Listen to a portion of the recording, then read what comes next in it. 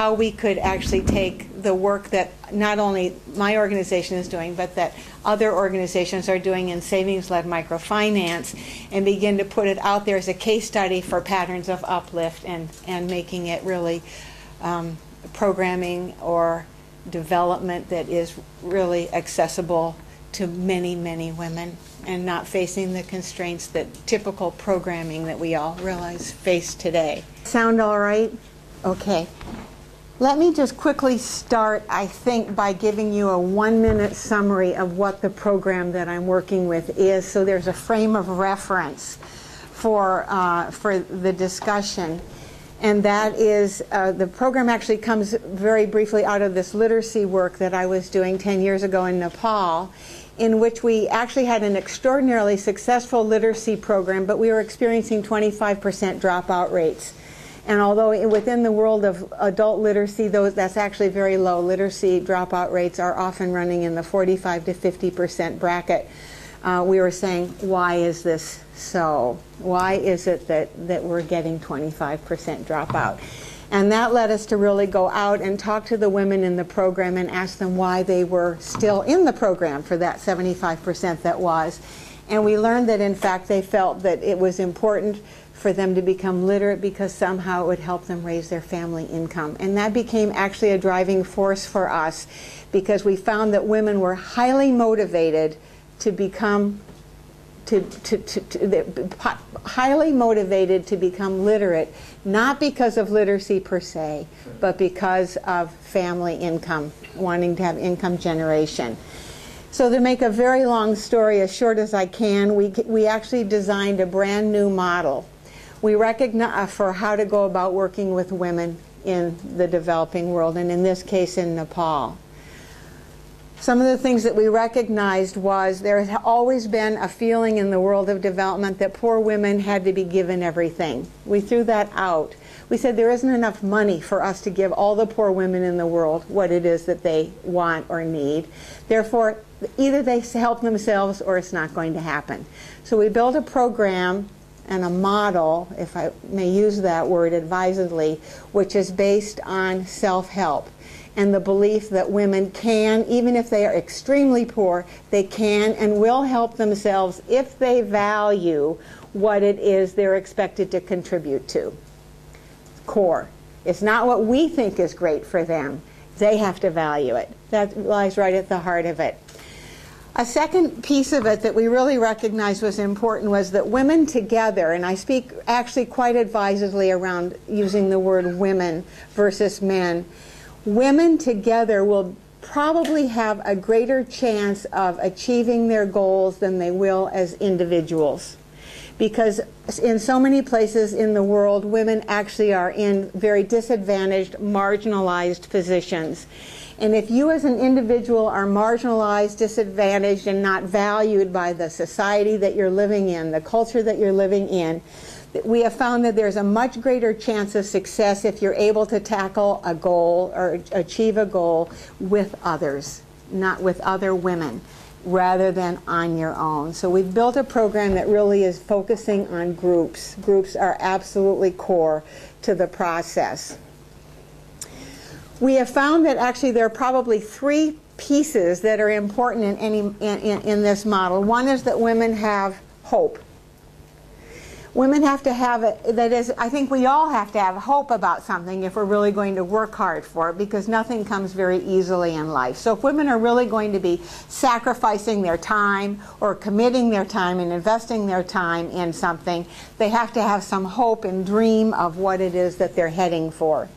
The second is that they need to have opportunity, and that's what this particular program provides. I suppose all programming provides.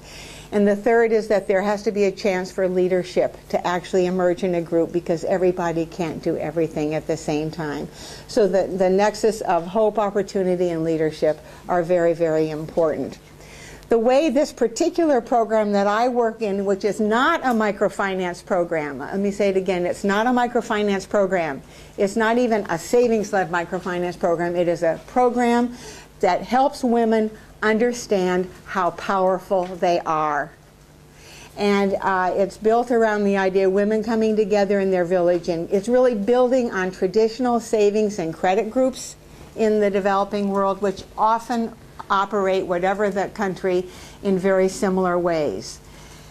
Women come together in this program. Women come together in a group, usually a group of 20 or 25 women, and they begin to save together. Every woman, every week, no matter what, even if it is the tiniest bit of money, every woman, every week saves together into something that they come to call the group fund.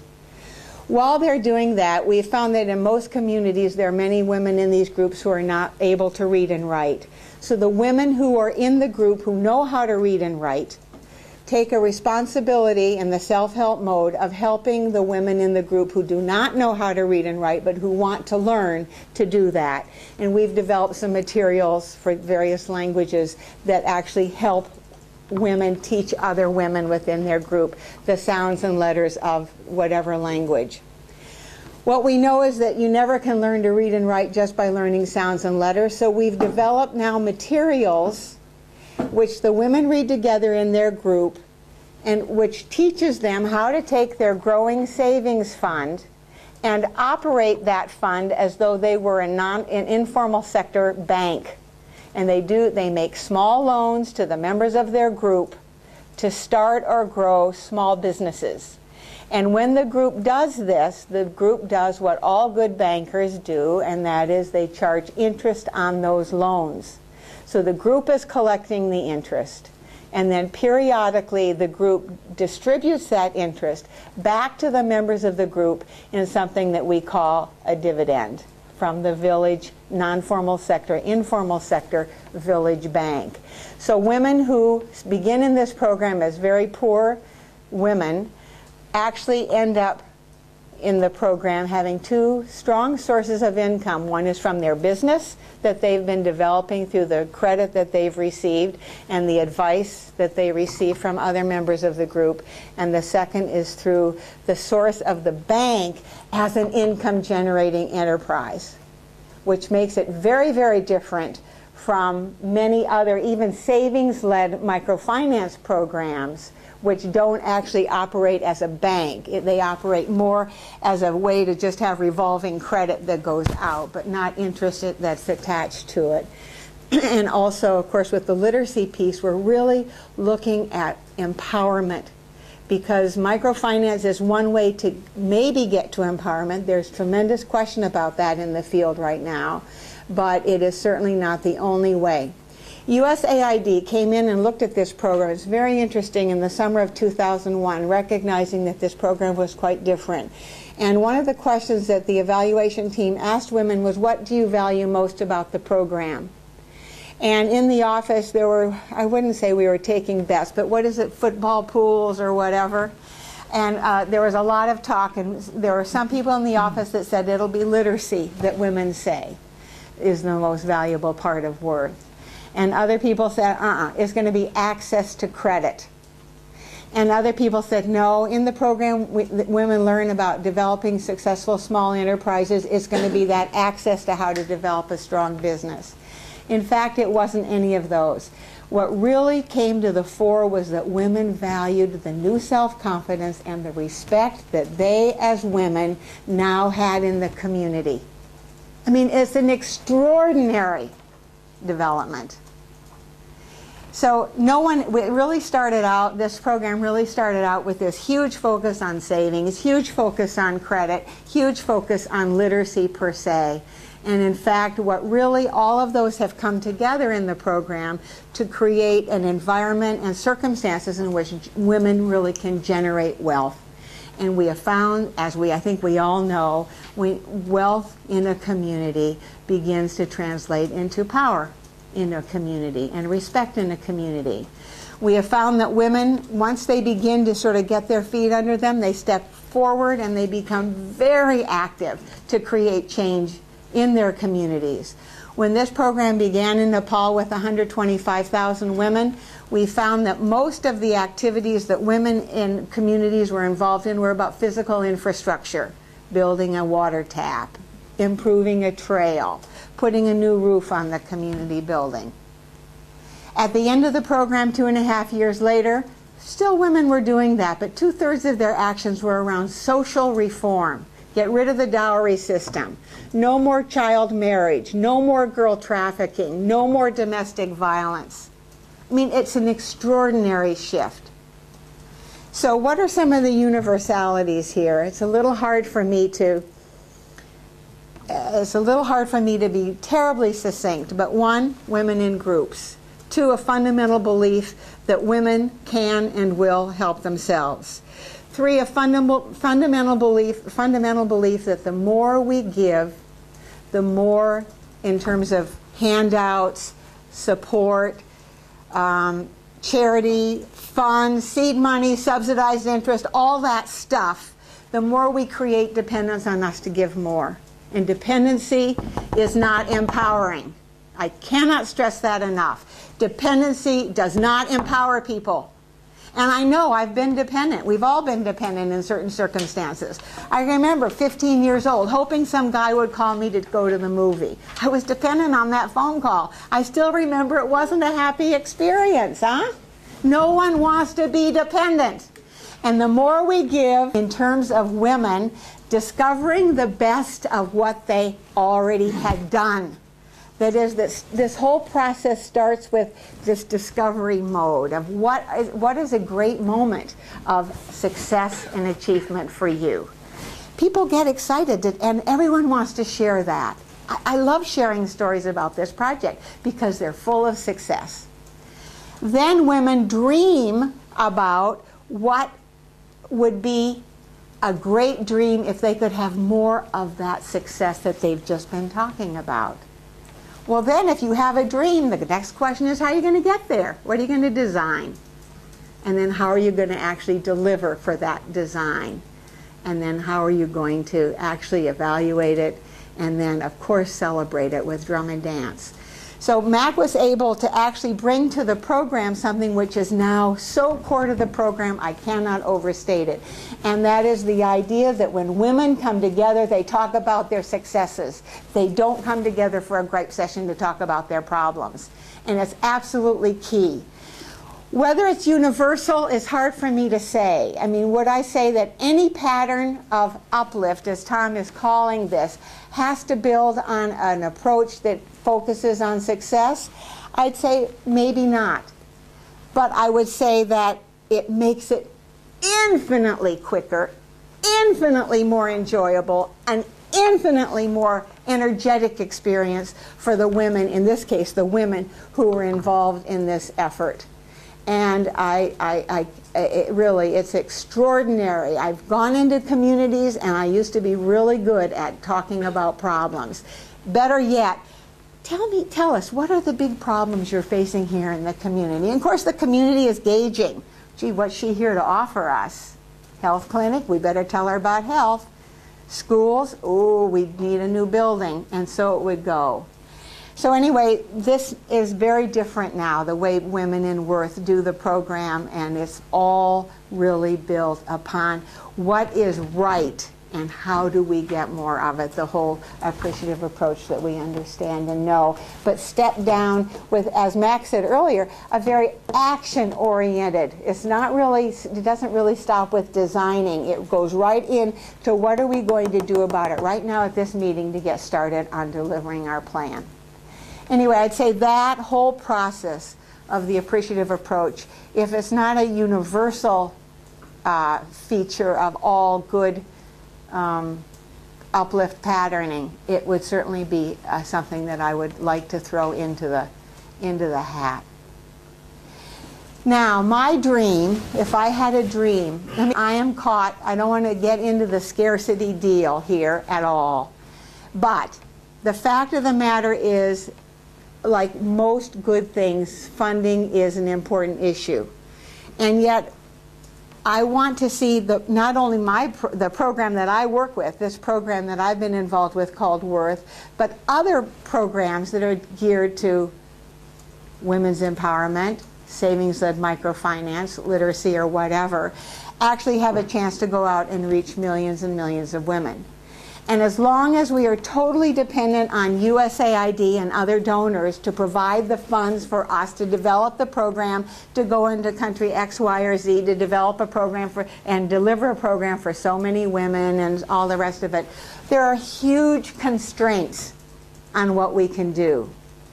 So the reason that I'm really happy to be here, and I don't mean just in Paris, but I mean right here, is to ask you, how the devil do we take such an extraordinary program as Worth and use that as a case here, not to say that there aren't other programs that are almost as extraordinary, but how do we take an extraordinary program like this and get out of the donor box with it?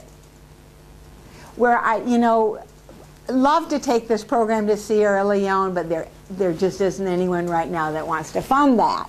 It's not tenable. It's not tenable to be in that bind forever and ever. So how do we use, one of the things about Wikipedia and eBay and the internet and all of that is that kind of expansion of those kind of networks has not taken the kind of learning, I guess I could say, that something like becoming literate takes. That is, there's a certain aspect of learning, or on the other side of training or teaching or facilitating or coaching or guiding or mentoring, that has to go on in order for women to learn to read and write. It doesn't just happen in an hour or two. So that the idea that, well, one group will teach another group, infinitely through the universe isn't real. The effort that's required from the teacher and the learner, the facilitator and the learner, is too great. So the idea of viral spread in and of itself doesn't really, I don't feel that it's realistic and grounded in reality. I do know that I sat at my desk one day in Kathmandu and the project manager came in and handed me a little profile of a village bank and said, what do you think of this? And I read all about number of women, amount of savings, number of loans, and so on. And I said, gee, this looks like a nice group. But why? What's special about it? And the project manager said that group was never in the program. All right? So what we found, and the USA team found, that there may have been as many as 800 or 900 new groups formed in Nepal by women helping women. And probably what happened, as much as we know about it, is a group of women saw what another group of women in the program was doing and came and said, teach us how to do it. And the women in their generosity did that. But that is not a frictionless system either. And at some point, it's going to peter out. Even now, I think we have new groups forming in Nepal, but I doubt that in the last year we've had 800 new groups form. So we're back into this box of then, okay, so now we want to go to new parts of Nepal, new parts of South Asia, new parts of Asia, new parts of Africa to actually start this program, and then we're back into the money box. Because it takes money to do that. It takes money to train people. It takes money to have a little agreement with an NGO to deliver the program. So how do we take the most forward thinking that we have here in this room and in this universe of a whole new communication network opening up that stretches into the hardware, which, let me tell you, a lot of these communities don't have electricity to recharge the telephone, let alone having computers to actually download stuff.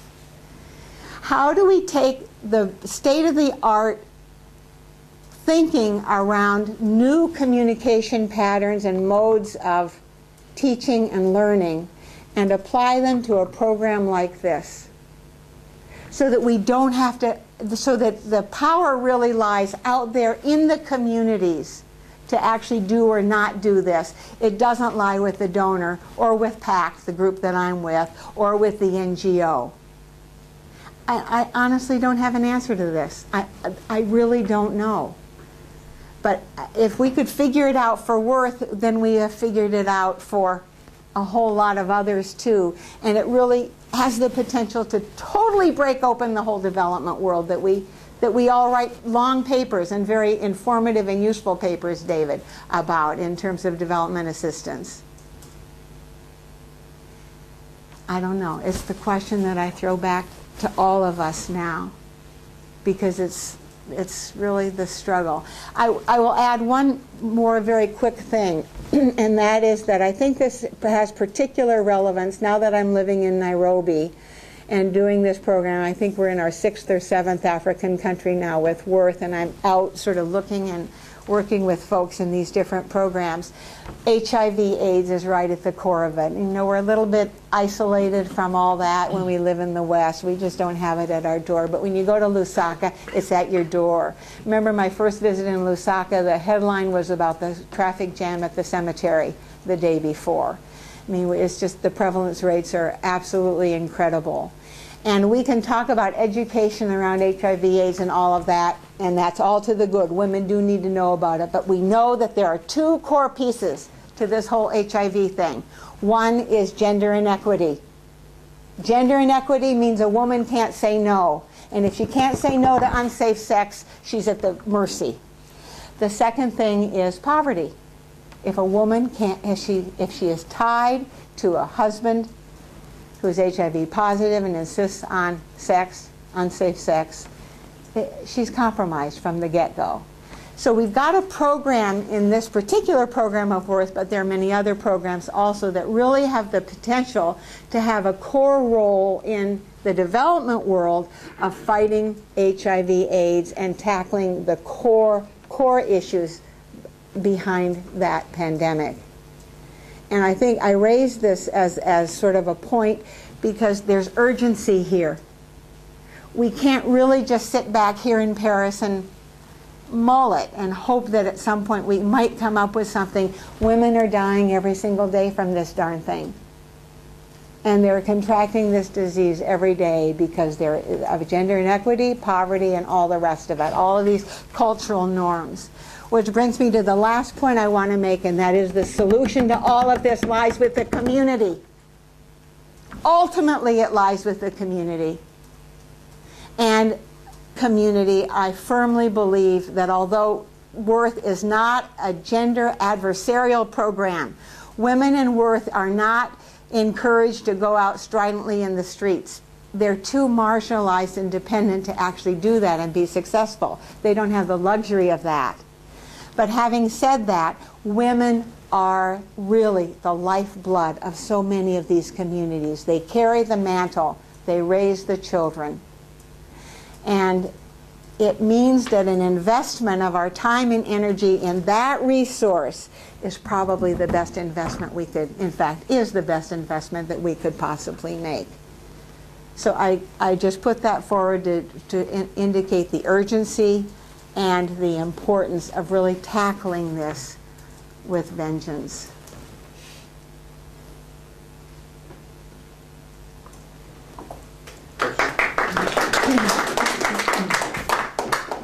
How do the men react to the first question every time, isn't it, Marcia? just first question? Well, it's the right question. It's a good question. It's an excellent question. Yeah.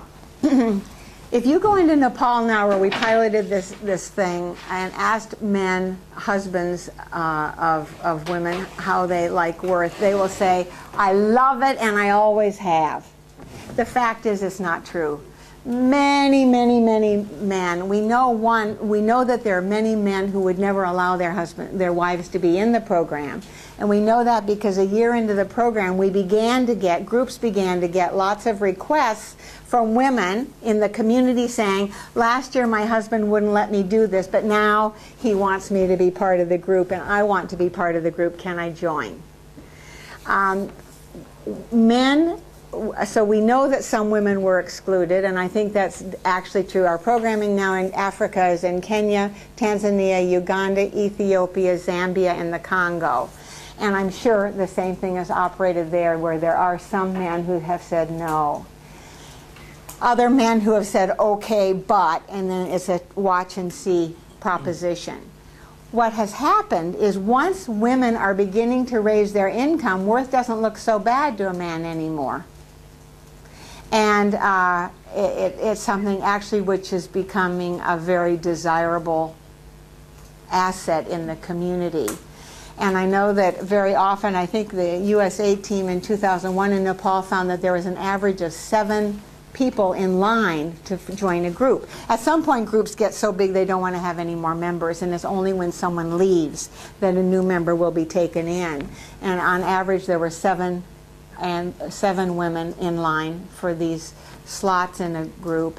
And of course, those women, I'm sure, had the support of their men. Seeing was believing in this case. So much for the dropout rate. Yeah, we do have, there is turnover in worth groups, but it's not dropout as we saw it in the earlier literacy program. Yeah, yeah. Just a quick follow-up. And this may not be the right kind of question to ask, but just from a semantic standpoint, do you actually use the term empowerment, or is there another term? Because empowerment has such baggage. Yeah, empowerment, you're right, it has baggage. I'll tell you where it has baggage. It has baggage in the donor community. And there are many people in the whole donor community who actually don't like the term empowerment and don't want to fund something which is really dealing so specifically with empowerment and articulated that way. And why is that? What is that baggage? Well, sometimes I think there are those that think that if women they see power as a zero-sum game, so that if women get more power, men have less, and what's that going to do in the community? And then you'll get people who say, well, gee, you know, doesn't domestic violence increase as women are getting power, and we don't want to increase domestic violence? Arguments like that. And in fact, we're working in some languages now where there isn't even a word for empowerment. It's just, you know, this is something that isn't really indigenous to certainly not indigenous vocabulary. One of the things I will say that we have done which has seemed to be successful and which may have some universal applications in terms of some kind of patterning is that although we are only working with women, we do work to do community orientations and what we call family days around this so that the whole community knows and understands what is going on, and it helps dispel suspicion on the part of male members of households. But that's more a pragmatic, I mean, we want to do it, but what I mean is that's a very program-oriented thing. Yeah. Group replication is going on there. Actually in an area, it happens in Congo. I started the program in an area which has had 100 years of copper mining and a very paternalistic government supported and private industry supported copper mining company that has always taken care of whoever is associated with the company. Really just the epitome of that sort of paternalistic situation. And that company the World Bank has come in to restructure the entire economy as best it can once this had gone totally belly up about 5 years ago. And so we have taken Worth into an area where it has been probably as challenging as anything in terms of a political context to work in, because people have always expected the support from government or from the Jacquemin company.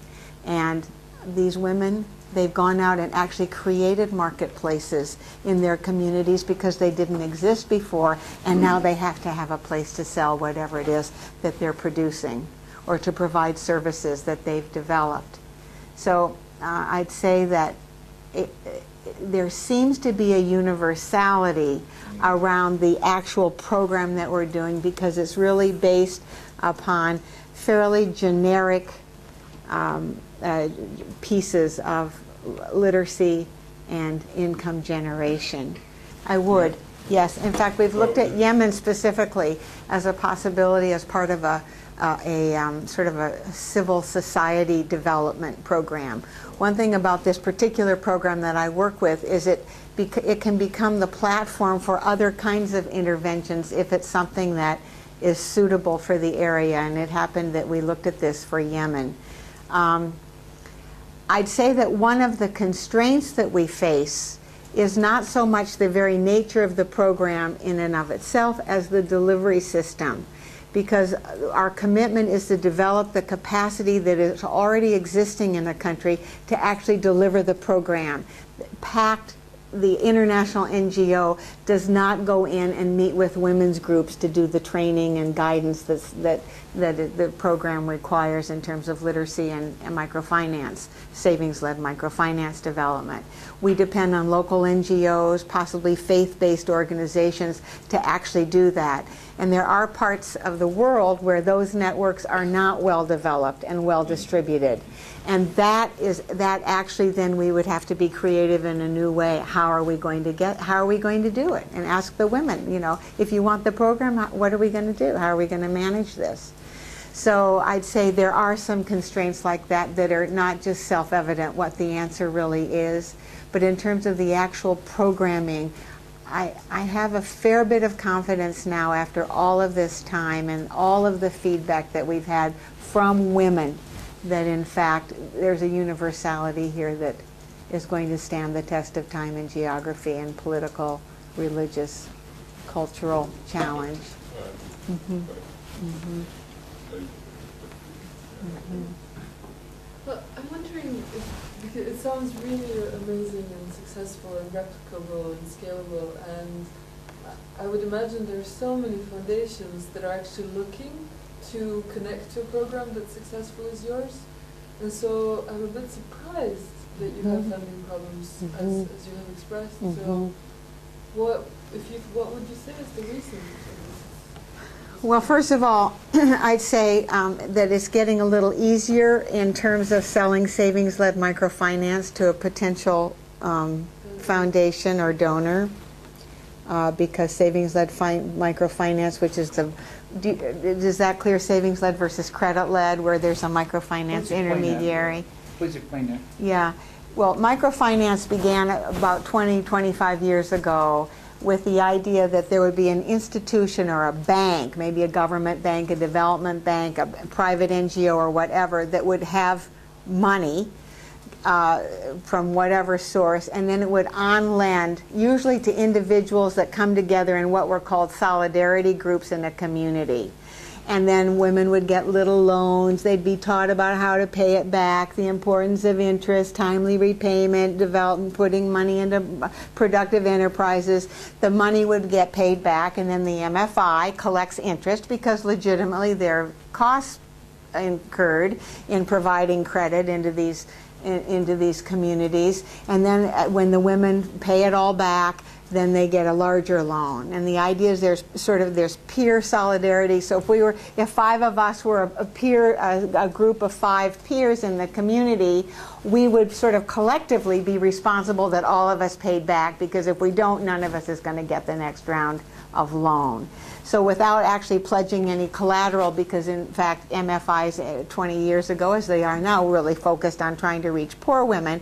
This has changed a little bit over time. I won't get into that. But the idea is that in credit-led traditional microfinance, the money comes into the community from outside and is collected back by a loan officer back into the microfinance institution, along with the interest to cover the delivery charges and cost of capital that's involved in those loans.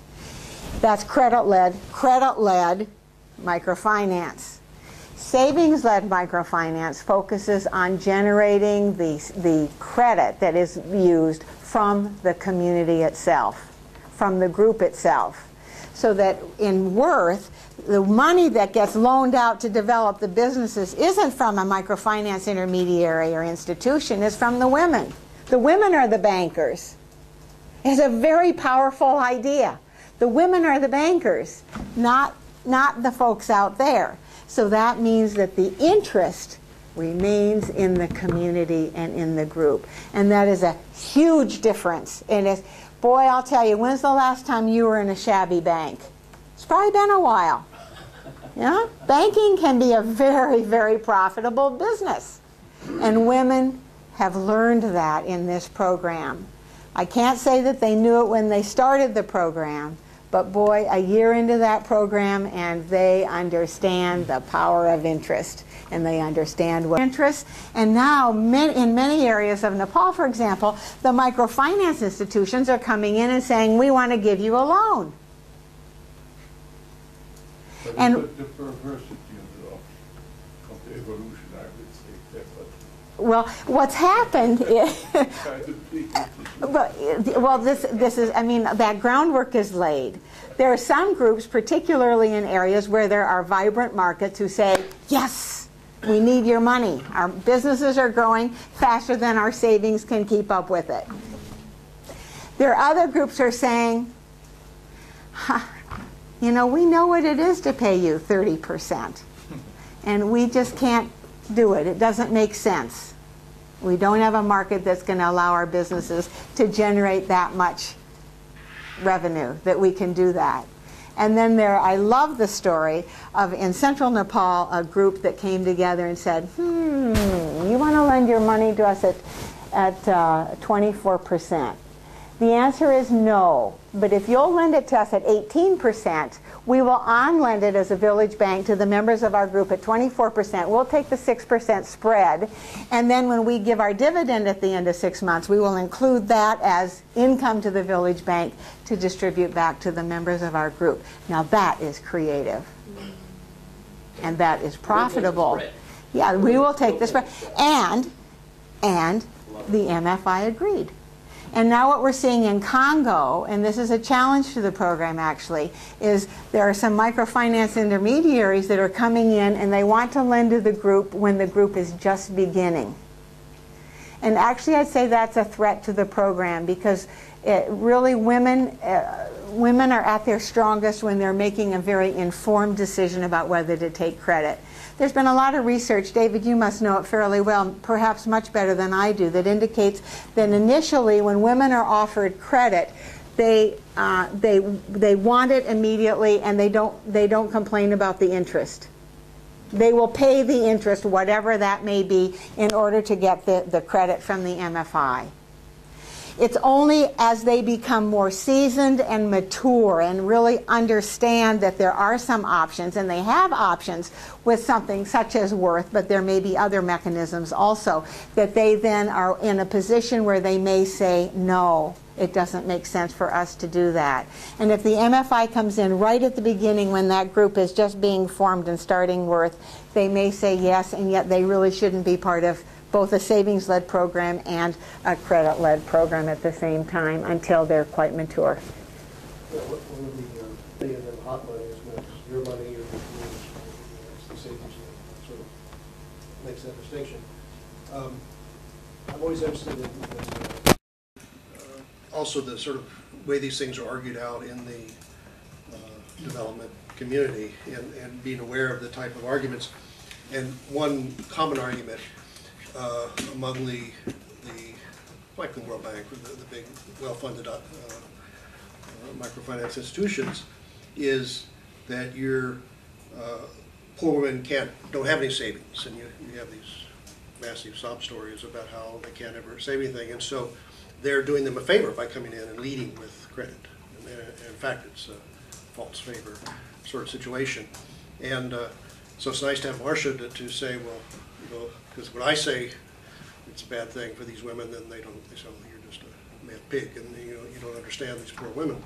And so, because I think the power of the program is this fact that you're not bringing easy money, you're not bringing cargo or resources to the people to bribe them to do your program. That it's something that they have to participate in for their own reasons, so they have their own motivation why to do it, and that's, I think, a lot of the success is due to that way that become involved. So the uptake may not be as quick if somebody goes in and says, we'll pay, you have this big uptake in our program. And and this is, we're getting back into sort of the perversity arguments, you ask, why doesn't something like this spread faster? And that's part of the problem, is it gets crowded out by people that come in and offer a cargo, offer money to the people, and because they have to report to their bosses that their program has this big uptake, so they end up, and then it crowds out good programs that are founded on people joining it not because they're bribed and can make some quick money, but because this is a way that will empower them themselves. And that's one of the conundrums of this whole business. And people have to be aware of these arguments and not do some bad program because it's just, oh, you're expecting the, I mean, I've had Jeff Sachs say this 100 times, that, oh, these poor women, they don't have the money, and why do you keep expecting them to save the money? And we have to go in there and help them, and then maybe in the future sometime they'll have the money to, they'll be nice and dependent on us by then. but that's the type of So, argument. I mean, that being the case, could you directly or any of you share with I mean, at least let me know, what do you think, or what are you doing, or think should be done to try and ensure that this message goes out to others in either the business or the donor community about the need to avoid doing things that in effect kill the young plants before it has an opportunity to actually grow. So like you gave the example of some of these groups that work is dealing with in Congo, where they are too young to have the immune systems to resist these sort of destructive or perverse programs, which sort of make it impossible for them to grow to have the kind of strength that allow the Nepalese to say, no, we don't want this, we are going for, or this is how we will fund our own effort and break out of that donor box, like you said. So is there any thoughts you can share from your experience on how that dialogue, can be coordinated and to pass it on? Like within UNEP, we have this business, this global compact where we try to, or within the UN system, where we try to bring together businesses or the private sector and try to communicate sustainability ideas and principles and encourage them to be involved in working more closely to promote those kinds of principles on our projects. I don't know how successful we are or whether it's even an effective way of doing it. So we'll be happy to hear from you what insights or thoughts you have about that. I have to say I don't have a good answer. I really don't, because we've really talked about negotiating with MFIs in Congo around this, but in fact they have their own agendas for sustainability. They need to get money out fast and get money back, and I don't really think that that's an answer, even though it's been proposed by a couple in several different sectors. I honestly don't know. I think ultimately the faster that we can have women understand the dangers. I mean, there's sort of a rule of thumb in the microfinance industry that you really should not be in more than one microfinance program at the same time. So because if you're paying back a loan to one organization, if you're running short, you're going to go to the other organization to borrow, to pay back, and then, whoops, I better borrow to pay back. And so it goes, and it can become very much a downward spiral. So general practice, good practice is that you're in one program, you're in another program, but you're not in two programs at the same time. And all we can really do, I think, is educate women about the dangers. Let them read stories in the materials that they read in their literacy work. Read stories about, this group did it this way, this group did it this way, this group ran into trouble, this group didn't. Why do you think it was like that? And have that discovery process go on. But I don't have a good answer. I really don't have an easy answer to that. It's a very, very thorny thing. Discovery is the answer, and often the answers are right there. The money's right out there in front of them, so it's why not take it? But if you have at least a minor intervention that says, okay, that money's out there. Like I'm thinking of that group up in Western Nepal when all the donors said you can't have the women pay for anything. You can't have them pay for the books or anything like that. It's impossible. And that group up there in the West and said that, well, their most successful program they ever ran in literacy was after the literacy program was over. And women came to them and wanted a literacy program, and they said, but it's over. And the women said, well, what if we paid something? And they said, okay, well, if you'll pay for the books, we'll find somebody that will come out and show you how to use it. And they did. The women raised the money. And then, of course, later some other group came in with a subsidized literacy program and said it's all free. And the women said, hey, that's free over there. And what they To ended. this, we started talking with Jeff Ash, who had quite a life-changing experience studying worth by working on his papers. And he's obviously taken it into Oxfam with a different flavor. And Catholic Relief Services, I understand, has done a very successful savings-led thing in India and Bangladesh or whatever. And I had hoped to have all three case studies on the table here, and we only got one. So you're going to have to wear three hats, Marcia. But could you talk a little bit about the other variations of savings-led microfinance and kind of put yourself in their shoes and what they might say? And this will be on videotape, so they'll be able to correct it if you. Yeah, I hate to be the spokesperson for the other models. I don't feel I'm really, I don't feel that I'm in a position to perhaps represent them fully because I don't really know the models intimately. I will say that as far as I know, Worth is the only program that actually, first of all, let me say that I reiterate, Worth is about women's empowerment. It is not just about microfinance.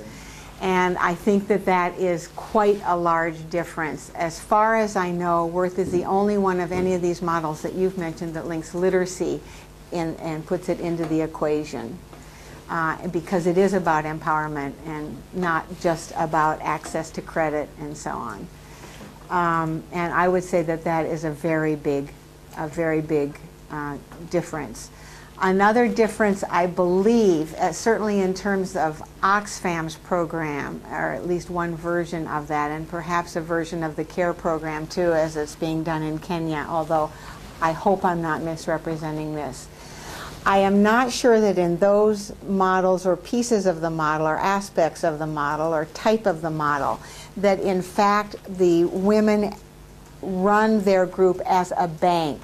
It may be run more as a place to access credit, but whether there's the interest and then the distribution of interest and all of that so that the group becomes an income source for the members, I don't know. I think that that is not always part of the model. I believe that that actually sets Worth apart, for better or worse, from at least some aspects of those other programs. I mean, all of these programs are looking at women. All of these programs are looking at groups. All of them are looking at and appreciating the value of women's savings. And I think they all are valuing women helping other women. I would say probably those are commonalities that run across all of the programs, and therefore would be very important in looking for patterns. So, Can I comment on that? I was just at this workshop yesterday in Boston where we looked at three CARES, looked at savings-led microfinance, CARE, CRS, Oxfam, and Worth. And I was very interested. I believe it was CARE. I don't have my notes here. I believe it was CARE. The woman from CARE, really, she was emphasizing women's empowerment. She said, this is really about women's empowerment. And there's another, and that we're beginning to realize that. So I think the other programs are beginning to say, maybe that donor ennui or resistance to the empowerment idea isn't well placed, and we better bring it back and just stick it out there in front of people and say, hey, this is about empowerment, and that's what we're here for. You know, and then the other thing is that there are some that are starting with literacy. They're beginning to recognize literacy as part of it. Good. The third thing I noticed is some of them are using oral memory-based, in the oral tradition of the African griot, say, the memory-based counting systems where people are totally illiterate, where the women do recitations before the meeting starts. They ask, how much money should there be in the box? And everybody will say, 7,427 francs. Open the box, please. And count the money. 7,000, you know. And then at the end of the meeting, when everybody's done it all together, they all toy, how much money should there be in the box? So they count the money, and that's the amount of money in the box, and they repeat it, and then they do that kind of simple thing, and it's quite effective. The third thing that I think, and of course this is myself, none of them are using appreciative inquiry. Some of them may have a token, yes, we value women and we want to look at success.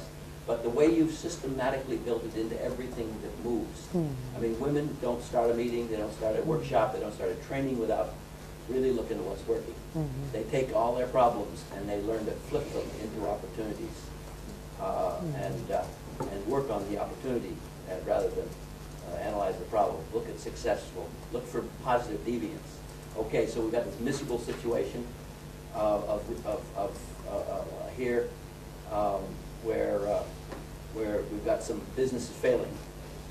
The market's changed. There's no more market for cassava here. It's overwhelming. Everybody's doing cassava. Okay, where are people making money? Okay, so here's somebody making money over here. Let's look at the positive deviance, the place where the exception is, the positive exception, and let's focus on the positive exception and analyze the positive exception rather than what's wrong with the cassava market. In other words, this peanuts market, let's look at the peanut market, whatever it happens to be, or processing. Maybe it's processing cassava. Somebody's making money because they're converting it into a product, packaging it nicely. So that appreciative part of it is missing from all of them as far as I can. Although many of them will say, oh, we're always appreciative. Well, there's a big difference between being appreciative and positive and optimistic and Pollyannish and being really systematically using this process in the way that you use it in the world. And they, yeah, understood. One of the criticisms, we picked the term NanoFinance as hopefully a neutral term that didn't lay down any cargo with other existing things, but somebody, I don't know, maybe it was you, John, that's talked about it, even the word finance being a baggage in the term of, and you keep talking about women's empowerment is what you're doing. I've heard that message. Maybe there's a better term that we're actually talking about patterns of women's empowerment with a subcategory of NanoFinance or savings and microfinance. So maybe the pattern should be closer to the women's empowerment pattern. Yeah. And then savings-led would just be one aspect. But then, Tom, that brings us back to the question, and that is, let's say we can distill out elements that can begin to put together a pattern. What do we do with that information, and how do we tie that pattern, if you will, to something which may, or that is, it may be necessary but not sufficient, that is, more is needed to do? We can distill out the patterns or elements within worth, but that's not going to be worth. There's more to worth or more to the CRS program or whatever than just that. So coming back to this whole business of new communication modes and looking to the next 10 years rather than the last 10 years, how do we turn the resources of the internet or new communication technologies in terms of hardware or software, how do we harness those to really facilitate getting whatever the program is, whether it's around women's empowerment, whether it's around microfinance, nanofinance, or however? How do we start breaking barriers with this darn thing and not be dependent on a donor to say, gee, we love that, we're going to do, not have to keep going to, a dozen foundations, 24 foundations, who for whatever reason aren't interested, it doesn't fit their portfolio, their donations have dropped, so they're cutting back 30% this year. It just goes on and on like that. Very legitimate reasons. It's not at all a criticism, it's the real world. But how do we get outside that? Well, let me respond with a question first. Jeff Ash's study of your project and WEP, I think he came up with like a 14% number of women's groups who trigger another women's group. 13%. 13%? And then with Oxfam, I think he did a paper, I think it was close to 25% that replicated. And, I don't know what percentage you have to do to trigger off a viral epidemic, and that's one of the interesting questions to research. But it seems like we're getting close to it. And if 25% of the groups go off and trigger other groups, you certainly have a greater leverage, even in a traditional funding sense, than if every group requires more. That more kind of funding. input. So what is it that makes it viral? What is the contagion here? What spreads the word within your groups? Why do some women replicate and some not? I honestly don't know. I don't have a full answer. For replication, no, we don't. See, It's early days yet. 13% you had in Nepal was self-replication when the program never intended self-replication. Yeah. The women took it on themselves. 13, that was spontaneous, totally spontaneous. That was Marcia's. You look at this group, this bank, it's not even in the program. You know, that was just a shock to everybody. I mean, imagine that. Jeff, having seen that, now wants it to happen. And so he's now making it part of the Oxfam program. So the number's raised to 13. The Road to Wealth, the new volume, the single volume, some simplified version of the program now being used pretty much in most of the affluent settings, has replication built right through it. It starts with an appreciative approach to how you're going to replicate this to other women, make this possible now to take it to other folks that's working. And so we don't know what the result of that purposeful asking the women the question, how many groups, how many women are out there are interested in doing this, and how many of them are you working with, and how many groups have you started that you'd like to tell us about? Just the asking of the question is an incredible process, I think. Well, We don't know. It's a really critical number for us to look at, and it might be one of the measures of success in terms of the a viral spread. Yeah. And I might point out also that my earlier picture I didn't draw up there, but the electronic network is here, and the physical network, face-to-face, we'll call it here. And the border between these two is we haven't really talked about. So I mean, they've got a whole lot of people that are talking about Web 2.0 and podcasting and everything, and you're very involved in the face-to-face network. But what's the boundary between these two, and what can we do to help your face-to-face stuff happen? And I'm not saying it has to go for free. I mean, if it takes money, it takes money, and that's a different issue.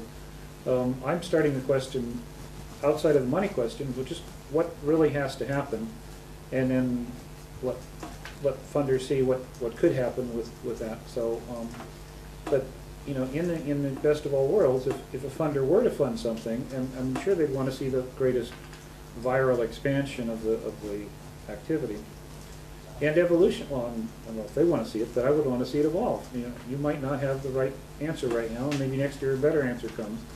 And just let me say, I think you do have the answer, and the most contagious thing here that we're talking about is value, and value consists of benefits, outcomes, and community.